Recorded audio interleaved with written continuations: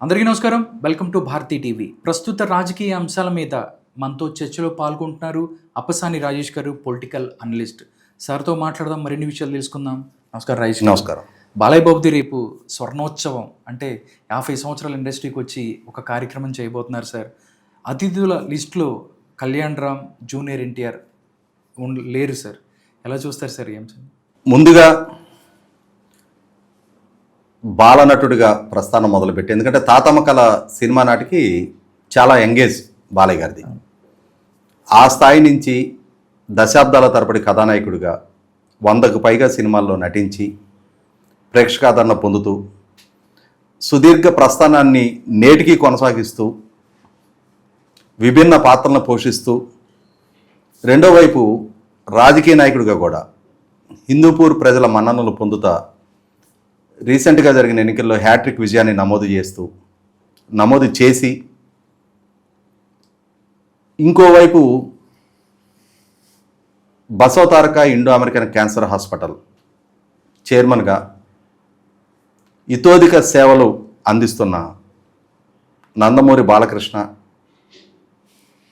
మనందరం ముద్దుగా బాలయ్య గారు అని చెప్పని పిలుచుకునే బాలయ్య గారి 50 సంవత్సరాల ప్రస్థానం.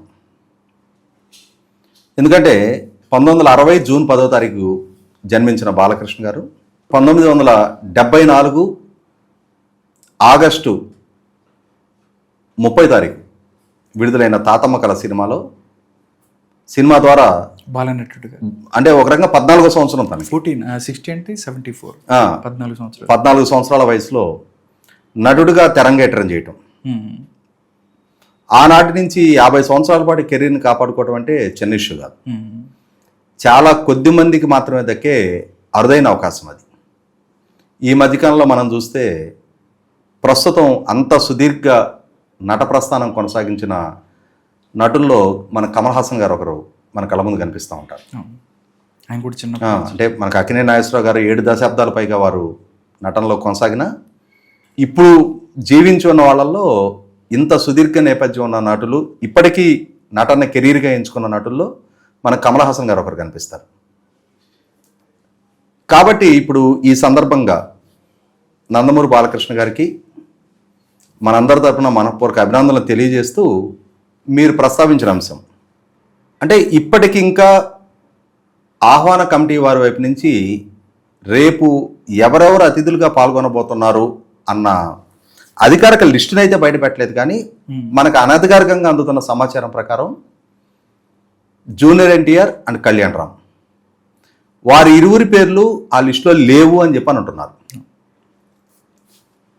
ఇక్కడ గమనించుకోవాల్సింది ఏంటి అంటే, ఈరోజు బాలయ్య గారి స్వర్ణోత్సవ సంబరాలకి జూనియర్ ఎన్టీఆర్, కళ్యాణ్ రాము మిస్ అవటం అనేది నాకు పెద్ద ఆశ్చర్యంగా అనిపించలా. ఎందుకంటే గత సంవత్సరం జరిగిన స్వర్గీయ నందమూరి తారక రామారావు గారి 100వ జయంతి సంబరాలకే మరి జూనియర్ ఎన్టీఆర్, కళ్యాణ్ రాము తప్పించి ఒక రకంగా మొత్తం సినిమా పరిశ్రమ పార్టిసిపేట్ చేశారు. దాదాపుగా రాజకీయంగా ఎన్టీ రామారావు గారితో విభేదించే సినిమా కుటుంబాలు కూడా రామారావు గారికి జరుగుతున్న ఈ 100వ జయంతి సంబరాలు ఇది మనందరి పండుగగా భావించి దాంట్లో పాల్గొన్నారు. కానీ జూనియర్ ఎన్టీఆర్, కళ్యాణ్ రామ్ ఆ కార్యక్రమాలకే స్కిప్ అయ్యారు. ఇటువంటి నేపథ్యంలో ఇప్పుడు బాలయ్య గారి స్వర్ణోత్సవ సంబరాలకి వాళ్ళిద్దరూ పాల్గొంటే అది చర్చనీయాంశం. వాళ్ళిద్దరూ పాల్గొనకపోతే పెద్దగా దాని గురించి చర్చించాల్సిన అవసరం కూడా లేదు. ఎందుకంటే సహజంగానే ఉన్న మనకి ఒక నానుడు ఉంది కదా, మా ఇంటికి మీ ఇల్లు ఎంత దూరమో మీ ఇంటికి మా ఇల్లు కూడా అంతే దూరం అని చెప్పని. ఈరోజు ఎన్టీ రామారావు గారిని, బాలయ్య గారిని వారిరువురు డిజోన్ చేసుకుంటే సహజంగానే వీళ్ళు కూడా వాళ్ళని డిజోన్ చేసుకుంటారు. అది సహజంగా జరిగే ప్రక్రియ. అది ఇక్కడ గమనించుకోవాల్సింది ఏంటి అంటే, ఈరోజు జూనియర్ ఎన్టీఆర్ నటుడిగా ఎస్టాబ్లిష్ అయ్యి ఉండొచ్చు, కానీ తన సినిమాల ప్రస్థానం బిగినైన మొదటి నాళ్లలో సుబ్బు, తర్వాత నాగా నాగా కన్నా ముందు ఫస్ట్ రామోజీరావు గారిది వచ్చింది సినిమా నిన్ను చూడాలని.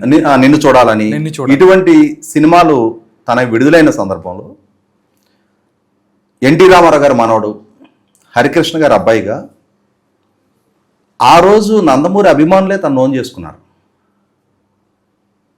ఒకసారి స్టూడెంట్ నెంబర్ 1 ఆది హిట్ అయిన తర్వాత అక్కడ నుంచి హీరోగా తన పొజిషన్ కన్సాలిడేట్ అయింది. కానీ గెలుపు ఓటములతో విజయం అపజయాలతో సంబంధం లేకుండా తన సినిమాలకి మొట్టమొదటి ఓపెనింగ్స్ ఇచ్చారు అని అంటే అది 100కి 100 పాళ్ళు ఎన్టీ రామారావు గారు, బాలయ్య గారి అభిమానులే. తర్వాత మరి ఏ పరిస్థితులు పరిణామాలు ఈ గ్యాప్కు దారితీసినాయో తెలియదు. కానీ తన ఉనికి తన మనుగడ మాత్రం ఎన్టీ రామారావు గారి అభిమానుల భుజస్కంధాల మీదే తన కెరీర్ నిర్మాణం జరిగింది. అటువంటి జూనియర్ ఎన్టీఆర్ ఏ విభేదాలు ఉన్నా ఎన్టీ రామారావు గారి 100వ జయంతి కార్యక్రమంలో పాల్గొని ఉంటే అది తనకే గౌరవంగా ఉండేది. తను పాల్గొనకపోయినా ఎన్టీ రామారావు గారి 100వ జయంతి కార్యక్రమానికి ఏం లోటు జరగల. మహామహులందరూ హాజరయ్యారు. చాలా అద్భుతంగా ఘన విజయం సాధించింది ఆ ప్రోగ్రాం. మరి రాష్ట్ర వ్యాప్తంగా, దేశవ్యాప్తంగా, ఇన్ఫ్యాక్ట్ తెలుగువాడున్న ప్రపంచవ్యాప్తంగా కూడా ఎన్టీ రామారావు గారి 100వ జయంతి కార్యక్రమాన్ని చాలా విస్తృతంగా జరుపుకున్నారు. అటువంటి కార్యక్రమంలో పార్ట్ అండ్ పార్సిల్గా మింగిల్ అవ్వలేకపోవటం అది తన లోపం. అది అలాగే ఇప్పుడు బాలయ్య గారి స్వర్ణోత్సవ సంబరం, ఇటువంటి సంబరానికి కూడా తెలుగు సినీ పరిశ్రమకు సంబంధించిన 24 క్రాఫ్ట్స్ వాళ్ళు కలిపి ఆ సంబరాలకి నాయకత్వం వహిస్తూ ఉన్నారు. చాలా ఘనంగా సంబరాలు జరపాలి అని చెప్పని పూనుకున్నారు. మీరు ఇందాక ప్రస్తావించినట్టుగానే చాలా రంగరంగ వైభవంగా రేపు హైటెక్స్లో జరుగుతూ ఉంది. మరి అటువంటి కార్యక్రమానికి ఆహ్వానితుల లిస్టులో పేర్లు లేవు అని అంటే వీరు ఎన్టీ రామారావు గారి కార్యక్రమానికి హాజరు కాలేదు కదా అని చెప్పని వారిని అవాయిడ్ చేశారా, పిలిచిన రారులే పిలవాల్సిన అవసరం ఏముంది అని చెప్పని, లేదు ముందే వారిని కన్సల్ట్ చేస్తే మేము పాల్గొనడానికి సిద్ధంగా లేమని చెప్పని చెప్పారో తెలియదు. కానీ ఒకటైతే వాస్తవం, దీని అంటే ఈ ఎడబాటు అనేది బాలయ్య గారికో లేదు ఈ మధ్యకాలంలో గమనిస్తూ ఉన్నాం. రాజకీయంగా కూడా అంటే ఇక్కడ ఎన్టీ రామారావు గారి అభిమానుల్ని తెలుగుదేశం పార్టీని కూడా వేరు చేసి చూడలేం మనం. 2009 ఎన్నికల్లో తెలుగుదేశం పార్టీ గెలుపు కోసం జూనియర్ ఎన్టీఆర్ కొద్ది రోజుల పాటు ప్రచారం చేశారు తప్ప 2014 ఎన్నికల్లో కానీ, 2019 ఎన్నికల్లో కానీ, 2024 ఎన్నికల్లో కూడా పార్టీ నుంచి తను పూర్తిస్థాయి దూరమే మెయింటైన్ చేస్తున్నాడు. ఇటువంటి పరిస్థితుల్లో రీసెంట్గా తెలుగుదేశం పార్టీకి దక్కిన విజయ నేపథ్యంలో కూడా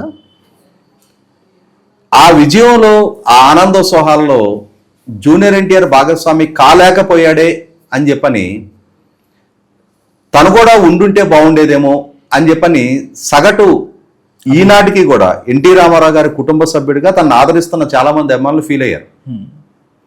తను కూడా ఉండుంటే బాగుండేది కదా, ఇవాళ తను లేకున్నా ఇంతటి ఘన విజయం దక్కింది. ఈ విజయాన్ని ఆస్వాదించే క్రమంలో తను మిస్ అవుతున్నాడు కదా అని చెప్పన్న భావన చాలా మందిలో వ్యక్తమైంది వాస్తవం. కాబట్టి ఇప్పుడు తను ఈ ప్రధాన స్రవంతి నుంచి ఎడం జరగటం వల్ల నటుడిగా తను ఎస్టాబ్లిష్ అయిపోయి ఉండొచ్చు, తనకు ఒక స్థాయి, గౌరవం, హోదా దక్కుతూ ఉండొచ్చు.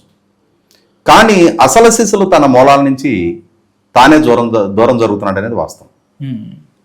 ఇవాళ నీ విజయాల్లో చాలామంది నీ భుజం తడతారు, నీ పక్కన నిలబడతారు, ఆహా ఓహో బ్రహ్మాండం బజ్గోవిందం అని చెప్పని పొగిడేవాళ్ళు ఉంటారు. కానీ నీ డౌన్ఫాల్ నువ్వు లో చూసిన సందర్భాలు ఉన్నాయి. అశోక్, ఆంధ్రవాల, నరసింహుడు ఇట్లాంటి ఫ్లాప్స్ ఎదుర్కొంటున్న సందర్భంలో కూడా నీ సినిమాలకు వచ్చిన కొద్దిపాటి కలెక్షను ఆ రోజు నీకు ఆ ఓపెనింగ్స్ అందించింది నీ అసలు శిశుల మూలాలు. నిన్ను ఏ వారసుడిగా, ఏ కుటుంబ సభ్యుడిగా గుర్తించారో, గౌరవించారో, ఆదరించారో ఆ మూలాలు నీకు ఆ స్థాయి ఓపెనింగ్స్ ఇచ్చినాయి, అంత ఫెయిల్యూర్ సినిమాలకు కూడా. ఈరోజు టెంపర్ తర్వాత నేను చాలా పీక్ చేరానని చెప్పని తను అనుకుంటూ ఉండున్న రోజు లేదు, RRR ద్వారా ఆస్కార్ అవార్డీ సినిమాలో నేను పాటను పరచని చెప్పని. లైఫ్ ఎప్పుడు ఉద్దానాలు కాదు, పతనాలు కూడా చూస్తుంది. ఏదో ఒక స్టేజ్లో అరే నా మూలాలు నేను మిస్ అయ్యాని, కష్టకాలంలో నాకు అండగా ఉండ నన్ను వెన్ను దట్టి నా భుజం దట్టి మేము ఉన్నామని చెప్పని నన్ను ముందుకు నడిపించిన వాళ్ళ నుంచి నేను దూరం జరిగాననే పరిస్థితులు కూడా ఎదురవుతాయి. ఓకే, ఖచ్చితంగా ఆ లైఫ్లో ఆ క్రమం తప్పదు. ఓకే. ఇవాళ బాలయ్య గారి లైఫ్లోనూ ఆ ఉద్దాన పతనాలు చూశారు, ఎన్టీ రామారావు గారు ఆ ఉద్దాన పతనాలు చూశారు. ఏ నటుడికైనా, ఏ క్రీడాకారుడికైనా, ఏ రాజకీయ నాయకుడికైనా కూడా ఆ పరిణామ క్రమం అనేది ఎప్పుడూ ఎల్లకాలం గ్రాఫ్ రైజ్లోనే ఉండదు, ఫాల్ కూడా ఉంటుంది. ఇవాళ నీ భుజం తట్టే వాళ్ళని నువ్వు దూరం చేసుకున్నావు. ఖచ్చితంగా ఇది వాంఛనీయమైతే కాదు. మరి ఆ విషయంలో ఆలోచించుకొని ఇప్పటికైనా సరే రియలైజ్ అయ్యి ఈరోజు తను ఉన్నా లేకున్నా తెలుగుదేశం పార్టీ తన పోరాట పందాన్ని, తన మార్గాన్ని తను స్థిరపరిచేసుకుంది. కానీ ఆ స్రవంతిలోకి నువ్వు వస్తే నీకే గౌరవం. ఆలోచించుకో. నేను ఎందుకు చెప్తున్నానంటే తన ప్రతి సినిమాకి ఆ మొట్టమొదట ఓపెనింగ్స్ ఇచ్చిన సగటు ఎన్టీఆర్ గారు, బాలయ్య గారు అభిమానులు నేను కూడా ఒకడిని. తన కెరీర్ బాగుండాలని చెప్పని ఆకాంక్షించిన వాళ్ళలో నేను కూడా ఒకడిని. కాబట్టే తనకన్నా వయసులో చాలా పెద్దనే కాబట్టి హితవుగానే చెప్తా ఉన్నా. ఎందుకంటే సార్ ఎవరైతే జూనియర్ ఎన్టీఆర్ గెలిచిన తర్వాత, టీడీపీ పార్టీ గెలిచిన తర్వాత కూడా ఒక ట్వీట్ పెట్టారు. అంతకుముందు కూడా ఎప్పుడు స్పందించలేదు. కుటుంబ సభ్యులు ఎవరైతే ఉన్నారో బాలకృష్ణ గారికి, లోకేష్, చంద్రబాబు నాయుడు గారికి, దాంతోపాటు భరత్కి, వీళ్ళందరినీ కూడా కంగ్రాచులేట్ చేస్తారు. పురంధరేశ్వరికి కూడా, నా ఫ్యామిలీ అందరికి కూడా పెట్టిన పడి సార్. ఆ రోజు నిజంగా మేము అందరం కూడా చాలా హ్యాపీగా ఫీల్ అయ్యాం సార్. అక్కడి నుంచి ఇప్పుడు కూడా ఈ కార్యక్రమానికి బాలయ్య బాబా అంటే జూనియర్ ఎన్టీఆర్కి ఒక ప్రత్యేకమైన మా బాలబాబాయ్ అంటుంటాడు.